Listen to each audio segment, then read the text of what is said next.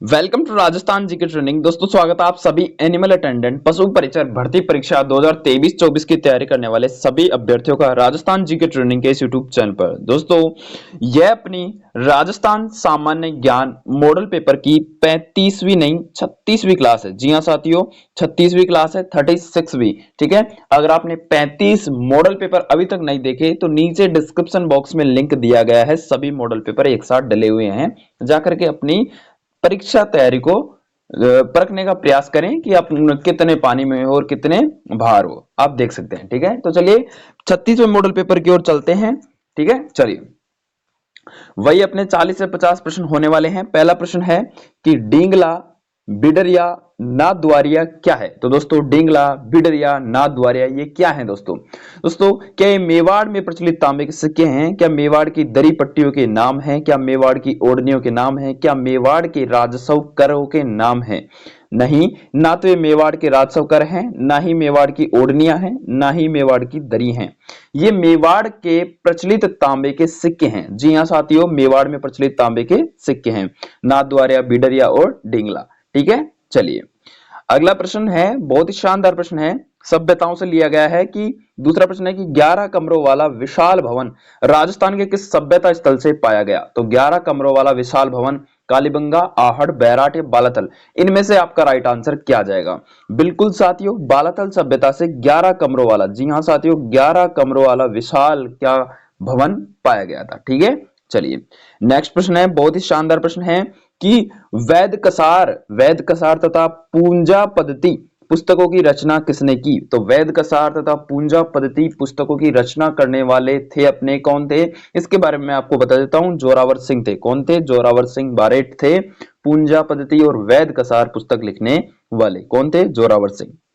अगला प्रश्न है, चौथा प्रश्न है कि मटक, बिछायत और चूसराई क्या थे। जी हां साथियों, इंपॉर्टेंट प्रश्न है, मटक, बिछायत और चूसराई क्या थे।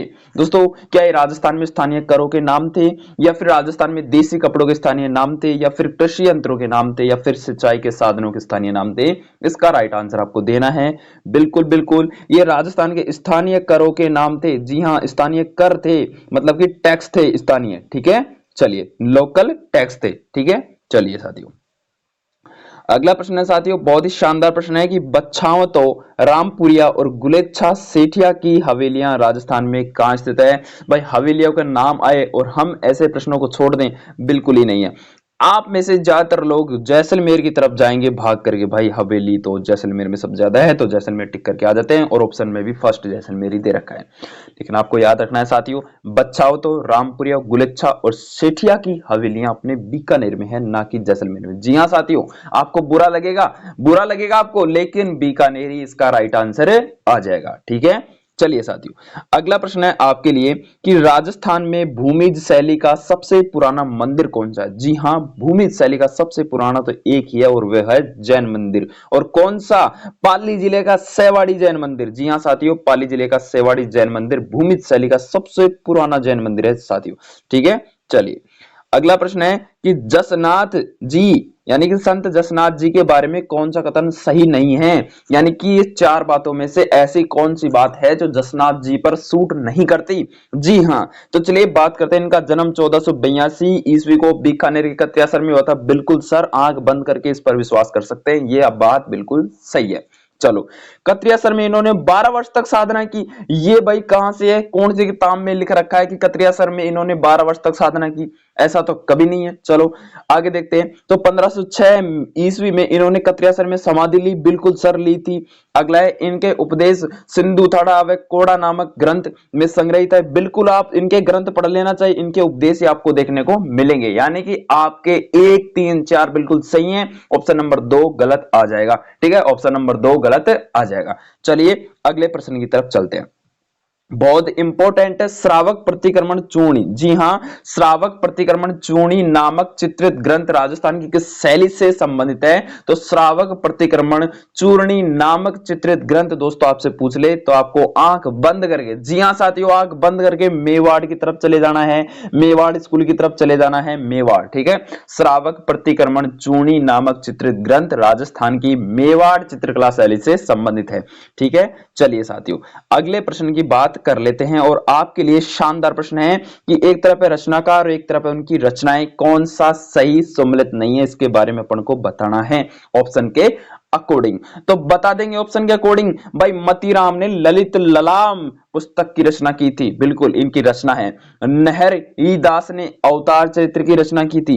दयाबाई ने दया बोध की रचना की थी। लेकिन सोमनाथ ने कभी भी सुजान चरित्र की रचना नहीं की। सोमनाथ ने कभी भी सुजान चरित्र की रचना नहीं की। तो ऑप्शन नंबर डी यानी कि 4, ऑप्शन नंबर 4 इसका राइट आंसर देखने को मिल जाएगा। और भाई देखिए, जलजूनी एकादश त्योहार राजस्थान में कब मनाया जाता है? जिस दिन ब्याह होते हैं ना, वही है ये जलजूनी एकादशी त्योहार। तो राजस्थान में जलजूनी एकादशी त्योहार दोस्तों कब मनाया जाता है? दिवाली के बाद मनाया जाता है। और इसका राइट आंसर आपको देना है बिल्कुल भाद्रपद शुक्ल एकादशी को। कब मनाया जाता है? भाद्रपद शुक्ल एकादशी को जलजूनी एकादशी का त्योहार मनाया जाता है राजस्थान में। ठीक है, ठीक है, चलिए अगला प्रश्न है साथियों कि कौन सा कूट सही सम्मिलित नहीं है? एक तरफ है हस्तकला, एक तरफ उनके स्थान। हस्तकला और स्थान, हस्तकला और स्थान, चलिए बता देंगे। बेहद ही शानदार प्रश्न है, चलिए इसके बारे में बात कर लेते हैं। तो मामा जी के घोड़े, मामा जी के घोड़े, अरे भाई मामा जी के घोड़े बसंतगढ़ में कब से आने लगे मामा जी के घोड़े? ठीक है, दाबू प्रिंट तो आकोला की प्रसिद्ध है, ये तो सही है। लाख का काम लक्ष्मणगढ़ और इंद्रगढ़ का प्रसिद्ध है, ये भी सही है। अजरक प्रिंट बाड़मेर की, ये भी सही है। बस मामा जी के घोड़े कभी भी बसंतगढ़ में नहीं दौड़े, मामा जी के घोड़े कभी भी बसंतगढ़ में नहीं दौड़े। तो option number A right answer आ जाएगा। ठीक है, चलिए अगला प्रश्न है कि भारत में एकमात्र ठाकुर केसरी सिंह बारेट ऐसे व्यक्ति हैं जिन्होंने भारत माता की दास्ता की श्रृंखलाओं को काटने के लिए अपने समस्त परिवार को स्वतंत्रता युद्ध में झोंक दिया। यह कथन किसका, किसने कहा? बिल्कुल दोस्तों केसरी सिंह बारेट। बारेट परिवार का जहां पर भी नाम आता है तो स्वतंत्रता सेनानियों में फर्स्ट नंबर पर आते हैं राजस्थान में। जी हाँ साथियों, तो ये कथन किसने कहा था? ऐसा कहने वाले थे, ऐसा कहने वाले प्रसिद्ध हमारे राम बिहारी बोस थे। कौन थे? राम बिहारी बोस। जी हाँ साथियों, आप बारेट परिवार को, किसी भी बारेट परिवार से संबंधित जो पहले के जो लोग थे उनको, उनकी हिस्ट्री खोल लेना, आपको स्वतंत्रता में लड़ाई में भागीदारी रहने के लिए वो हमेशा तत्पर और तैयार थे। ठीक है, तो ये कहने वाले थे रास बिहारी बोस। इंपॉर्टेंट प्रश्न बन जाता है। चलिए रूसी कथाओं के राजस्थानी अनुवाद गजबन के लिए सोवियत लैंड नेहरू पुरस्कार किससे दिया गया? जी हां, रूसी कथाओं के राजस्थानी अनुवाद गजबन के लिए सोवियत लैंड नेहरू पुरस्कार किसे दिया गया था? तो यह पुरस्कार दिया गया था साथियों लक्ष्मी कुमारी चुंडावत को। जी हां, लक्ष्मी कुमारी चुंडावत को यह पुरस्कार दिया गया था। इंपॉर्टेंट प्रश्न है। ठीक है, चलिए अगला है गवर्नर जनरल बेंटिंग ने अजमेर में देसी राजाओं का दरबार कब आयोजित किया? तो गवर्नर जनरल बेंटिंग ने अजमेर में देसी राजाओं का जो दरबार था वो कब आयोजित किया था? 1832 में किया था। 1832 में किया था। और क्यों किया था? क्योंकि सबको पता चल जाए कि जो ईस्ट इंडिया कंपनी वाले हैं, यानी कि जो अपने वो हैं अंग्रेज हैं, वो अंग्रेजों की बात स्वीकार करें राजा, इसलिए इन्होंने ऐसा किया था। चलिए अगला प्रश्न है साथियों कि धौलपुर प्रजामंडल की स्थापना किसने की थी? तो भाई इंपॉर्टेंट है और बहुत ही शानदार प्रश्न है। धौलपुर प्रजामंडल की स्थापना करने वाले अपने शासक कौन थे? भाई मेरे को तो क्या लगता है, मेरे को लगता है क्या है ही, और वो है कृष्ण दत्त पालीवाल। जी हाँ, कृष्ण दत्त पालीवाल ने धौलपुर प्रजामंडल की स्थापना की थी। चलिए अगला प्रश्न है कि शेखावाटी जकात आंदोलन का नेतृत्व किसने किया? तो शेखावाटी जकात आंदोलन का नेतृत्व करने वाले कौन थे? इंपॉर्टेंट प्रश्न है और वो थे पंडित नरोत्तम लाल जोशी। कौन थे? पंडित नरोत्तम लाल जोशी थे। चलिए साथियों अगले प्रश्न की तरफ चलते हैं और फटाफट से इन प्रश्नों को देख लेते हैं, आपका भी टाइम खराब ना हो, ठीक है, और मेरा भी ना हो। चलिए आजादी के समय राजस्थान राज्य भारतीय संविधान के अनुसार किस श्रेणी का था? और सबको पता है ये अपने किस श्रेणी का था? बिल्कुल बिल्कुल द्वितीय श्रेणी का था। ठीक है, चलिए अगला है सामाजिक एवं राजनीतिक चेतना के लिए स्वामी दयानंद ने राजस्थान की पहली यात्रा कब की? और बेहद इंपॉर्टेंट प्रश्न है, सामाजिक एवं राजनीतिक चेतना के लिए स्वामी दयानंद ने राजस्थान की पहली यात्रा कब की थी? और ये की थी जून जून कब? जून 1665 में की थी। कब की थी? जून 1665 में की थी। अगला और इंपॉर्टेंट प्रश्न है, ये मेवाड़ में आर्य समाज की स्थापना किसने की? तो मेवाड़ में भाई आर्य समाज की स्थापना करने वाले कौन होंगे मेवाड़ में? तो मेवाड़ में एक ही होंगे और उनका नाम है विष्णुलाल पांड्या। कौन थे? विष्णुलाल पांड्या के द्वारा ही, जी हाँ साथियों, आर्य समाज की स्थापना तो मेवाड़ में विष्णुलाल पांड्या ने ही की थी। ठीक है, चलिए अगला प्रश्न है कि कौन सा कूट सही नहीं है, इसके बारे में अपन को बताना है। तो भाई बता देंगे, बताने में कौन से शर्म है। ठीक है, चलिए राजस्थान का एकीकरण के प्रमुख चरण और एकीकरण के दिनांक। वाह, एकीकरण से संबंधित दिनांक और चरण पूछ रहा है तो बता देंगे हम कौन से डर रहे हैं। चलिए तृतीय चरण, पहले तृतीय चरण, अच्छा प्रथम कहां पे है? प्रथम ये 15 मई 1949, ये तो सही है भाई। ठीक है, ये तो सही है। और षष्टम चरण 26 जनवरी, बिल्कुल बिल्कुल बिल्कुल, डी भी सही है, डी भी सही है, डी भी सही है। तृतीय चरण पूछ रहा है भाग्य, तृतीय चरण क्या है? 18 अप्रैल 1948, बिल्कुल सही है। अरे सही है सही है सही है सही है सही है। तृतीय चरण में गड़बड़ कर दिया। अच्छा पंचम है, प्रथम नहीं है, हाँ पंचम हो। अच्छा और चतुर्थ चरण 30 मार्च 1948, ये चतुर्थी गलत आ जाएगा भाई, ये चतुर्थी गलत आ जाएगा, यही गलत आ जाएगा। Option number B right answer आ जाएगा। ठीक है, option number B right answer. चलिए अगला प्रश्न है, राजस्थान की राज्य की अंतरराष्ट्रीय सीमा की लंबाई सबको पता है 1070 किलोमीटर है। सर आप ही टिक लगा दो इसको, तो हम क्या करेंगे? चलो चलो मैंने लगा दी। कर्क रेखा राजस्थान के निम्नलिखित में से किन जिलों से होकर गुजरती है? बिल्कुल बिल्कुल, और सबको पता है और सब इसके बारे में जानते हैं, और वो है बांसवाड़ा और डूंगरपुर। ठीक है, बांसवाड़ा के बीच में, डूंगरपुर को छूकर, ठीक है, यूं छूकर टच से निकल कर चली जाती है। वर्तमान में अरावली पर्वत विद्यमान है, तो वर्तमान में अरावली पर्वत अवशिष्ट पर्वतों के रूप में देखने को मिलता है। राजस्थान में बोराट का पठार कहां पे है? भाई बोराट का पठार कहां पे है बताओ? कुंभलगढ़ और गोगुंदा के बीच में तो है, कुंभलगढ़ और गोगुंदा के बीच में। चलिए भाई अगला प्रश्न है कि सिरोही जिले में तीव्र ढाल युक्त उबड़ खाबड़ पहाड़ियों को स्थानीय भाषा में क्या कहते हैं? भाकर कहते हैं क्या? बिल्कुल भाकर ही कहते हैं। अगला प्रश्न है वाकल, वत्रक, मेश्वा और हतमती किसकी सहायक नदियां हैं? भाई वाकल, भाई ये तीन चार नाम आपको पता ना हो कोई दिक्कत नहीं है, वाकल तो फेमस नाम है, तो वाकल तो अपने साबरमती की तो है सहायक नदी। चलिए बिल्कुल बिल्कुल। चलिए अगला प्रश्न है साथियों, अगला और इंपॉर्टेंट प्रश्न है आपके लिए, केवल और केवल आपके लिए, कि राजस्थान में शीतकालीन वर्षा होती है। भाई शीतकालीन वर्षा तो अपने कहां से होती है? अरे ऐसे प्रश्न आएंगे तो आप छोड़ोगे क्या? भूमध्य सागर चक्रवातों से या फिर पश्चिमी विभोक्सों से? इस प्रकार से भी तो सही है, पश्चिमी विभोक्सों से या फिर भूमध्य सागर चक्रवातों से। पश्चिमी विभोक्स में है नहीं, तो आपको क्या करना होगा? भूमध्य सागर चक्रवातों से। अगला है वर्टिसोल्स मिट्टी राजस्थान के निम्नलिखित में से किस जिलों में नहीं पाई जाती? तो वर्टिसोल्स मिट्टी नहीं पाई जाती, तो कहां पे नहीं पाई जाती? झालावाड़ बारां में पाई जाती है, कोटा भरतपुर में पाई जाती है, बूंदी बांसवाड़ा में पाई जाती है, धौलपुर करौली में कभी नहीं पाई जाती ऐसी मिट्टी। ठीक है, चलिए अगला प्रश्न है, निम्नलिखित में से कौन से वन राजस्थान में सर्वाधिक क्षेत्र में फैले हुए हैं? सर्वाधिक क्षेत्र में फैलने वाले वन एक ही है और आपको याद कर लेना है, उष्ण कटिबंधीय पतझड़ वन। उष्ण कटिबंधीय पतझड़ वन ज्यादातर पाए जाते हैं। राजस्थान में काष्ठ जीवाश्म उद्यान मतलब वुड फोसिल पार्क किस स्थान पर स्थित है? सबको पता है, एक एक बच्चे को पता है, और वो कहां पे है? आकल में, और आकल कहां पे है? जैसलमेर में। ठीक है, जिसको आकल वुड फोसिल पार्क के नाम से भी जाना जाता है।